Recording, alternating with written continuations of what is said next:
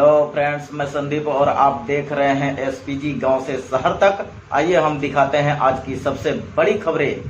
100 जण आहेत ते ब्लॅकमेलर आहेत आणि ते त्रास देतात असं अधिकाऱ्यांचं म्हणणं आहे.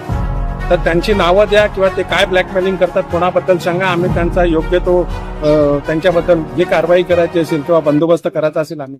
पण तुमच्याकडे ब्लॅकमेलर येतात, माहिती त्या अधिकाऱ्याला येतात आणि तुम्हाला नियम शिकवतात आणि मग तुमचे अधिकारी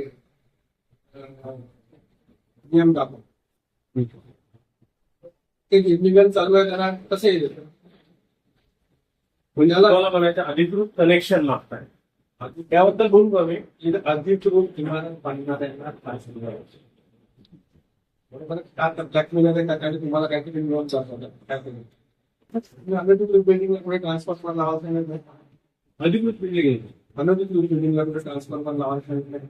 हे बघा त्याचं असं आहे जिकडे अधिकृत शंभर रुपयांच्या कनेक्शन आहे बरोबर आहे, पण त्याच्यापेक्षा जास्त कनेक्शन आहे प्रचंड मोठ्या प्रमाणात एकाला पण तुम्ही सांगितलं नाही.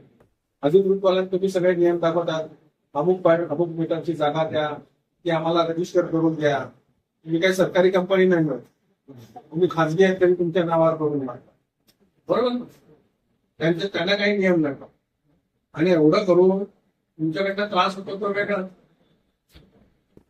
आणि आम्ही आता राऊत साहेबांनी सांगितलं आम्ही संयम सगळे टोमॅटो होतो, आम्ही 100 पट उद्रेक मोठा करू मनात आणली, पण आम्ही सांभाळून घेतो त्यांना कारण तुमच्या पण अडचणी आहेत, तुमच्या पण प्रॉब्लेम आहे. म्हणून आम्ही तुम्हाला वारंवार ज्यावेळी आमदारांकडे मिटिंग होतं तुमच्या समस्या आम्हाला सांगा का आम्ही सरकारकडनं कसं करून घ्यायचं. आता आम्हाला दुसरा वास असा येतो तर इलेक्शनला जाणून बुजून तुमच्याकडनं असं तक्रारी जाणून बुजून केलं जातात त्या या तालुक्यामध्ये या विभागामध्ये उद्रेक व्हावा आणि सत्ताधाऱ्यांच्या विरोधात पोचतात आणि त्यासाठी काही लोक पोचलेले आहेत का ते असे उपद्व्याप करत असतात असं आमचा ठाम आरोप आहे सगळ्यांनी. आणि हे जाणून बुजून इलेक्शनच्या तोंडावर ऑक्टोबर पर्यंत ही नाटकं चालू होणार आणि हे होतं. आम्ही वारंवार होतो काही कुठे सहकार्य नाही करत सांगा.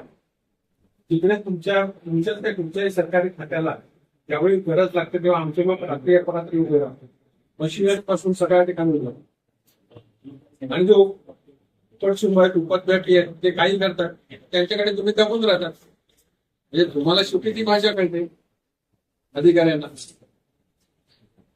आम्ही कधी तुमच्या कर्मचाऱ्यांना काय वाईट बोलतो का विचारा, आम्हाला पण कळतो तो काम करतोय तो कोण उचलू शकत नाही, घरात कामापाशी आहे, रात्री अपरात्री आहे, काय लागली मदत काय लागली आम्ही करतो का काय. आम्ही तुम्हाला असं सांगतो का तो विदाऊट परमिशन तुम्ही तोड टाकतात, विदाऊट परमिशन ट्रान्सफर करतात, लाईन विदाऊट परमिशन कोणाला इतक्या वर्षात आम्ही सत्ताधारी असून सुद्धा आम्ही तक्रार करतो.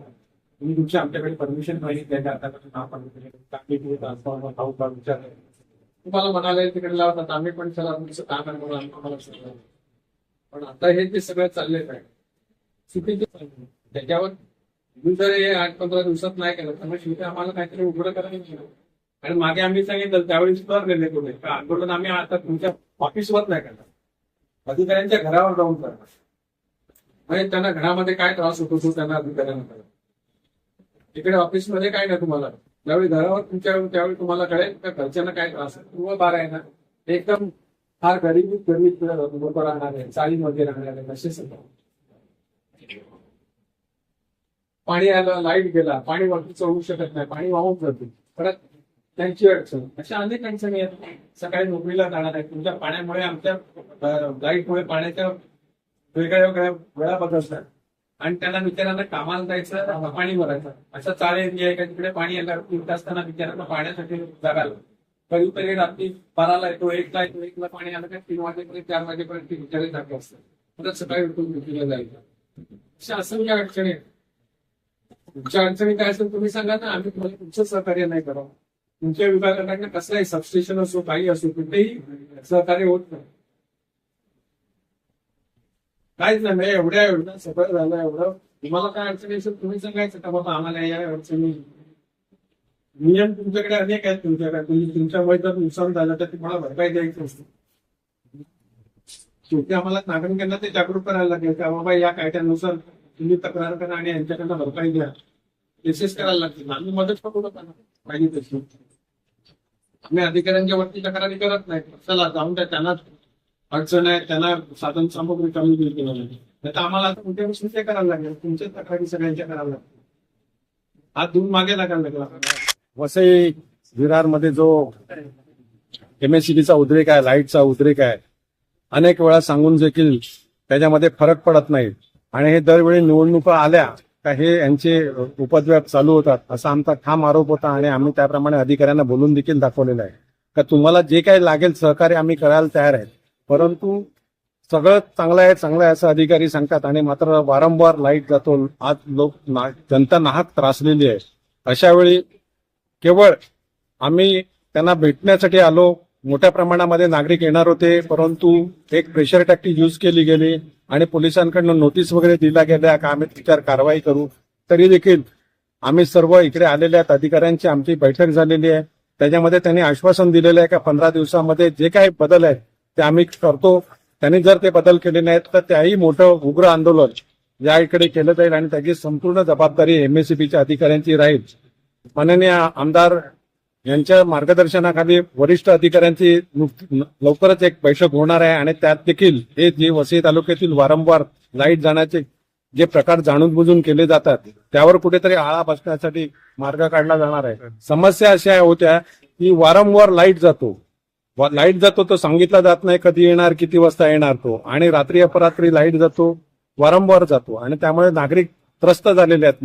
मुलांच्या शाळा चालू झालेल्या आहेत, त्यांचे अभ्यास आहेत, काही लोकांच्या घरी बसून त्यांची सर्व्हिस चालू आहे, त्याच्यामध्ये त्यांच्या नेटवर्क जाते, बँकिंग मधल्या सेवा आहेत त्यांच्या किंवा विविध ऑनलाईन जे घरी बसून करतात त्यांना देखील मोठ्या प्रमाणामध्ये समस्या झालेल्या आहेत. आणि आमच्या इकडे विरारला पूर्वेला चाळ एरिया आहे आणि त्याच्यामध्ये प्रचंड उकाडा सहन करायला लागतो आणि अशा वेळी वारंवार लाईट जाते आणि त्याचं कुठचंही उत्तर दिलं जात नाही आणि हे जाणून बुजून केलं जातं. अधिकारी म्हणतात आम्ही अपडेट लाईन केलेली आहेत, मग लाईन अपडेट केलेली असताना लाईट का जातो त्याचा देखील कारण शोधून घेतलं पाहिजे. त्यांना आम्ही शोधायला सांगितलेलं आहे. 15 दिवसामध्ये जर त्याच्यात काही कारवाई नाही झाली तर आम्हाला उग्र आंदोलन करायला लागेल. त्याची संपूर्ण जबाबदारी त्यांची आहे. 1 वर्षापूर्वी ज्या ज्या समस्या होत्या त्याच्यामध्ये त्यांना जिकडे जागा पाहिजे होत्या ट्रान्सफॉर्मर लावायला, जिकडे शक्य होत्या तिकडे त्यांना आम्ही जागा दिल्या.